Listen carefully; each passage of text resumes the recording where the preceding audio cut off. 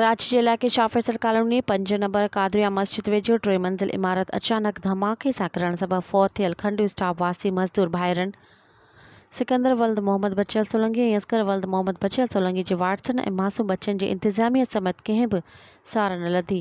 फ़ौत थी वियलनि जे घरनि में रोज़ ॾाढो मतल जनाज़े निमाज़ में इंतिज़ामिया जे कंहिं बि माण्हू शिरकत न कई।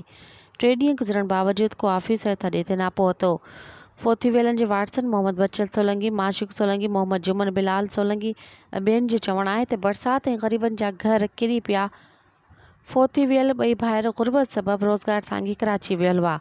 पंहिंजे रिश्तेदारनि सां गॾु कराची में महिनत मज़दूरी कंदा हुआ ऐं अलमनाक वाक़े में फ़ौत थी विया। पर अफ़सोस जो जनाज़े नमाज़ में कंहिं बि ऑफिसर शिरकत न कई। पर हिन वक़्त ताईं इंतिज़ामिया समेत कंहिं बि फ़ौत थी वियल जे वारसनि जी सार न लधी आहे। अगरि अमीर सरमाएदार हुजनि हा त ऑफिसर, बासर, सियासी समाजी माण्हू, वॾेरनि ऐं भोतारनि जूं कतारूं लॻल हुजनि हा। फ़ौत थी वियलनि जे वारसनि इंतिज़ामिया समेत वस वारनि खे सार लहण जी अपील कई आहे। मज़ीद ख़बरनि ऐं तफ़सीलात लाइ विज़िट कयो असांजी वेबसाइट www.awamiNewsHD.com ऐं ॾिसंदा रहो अवामी न्यूज़ HD।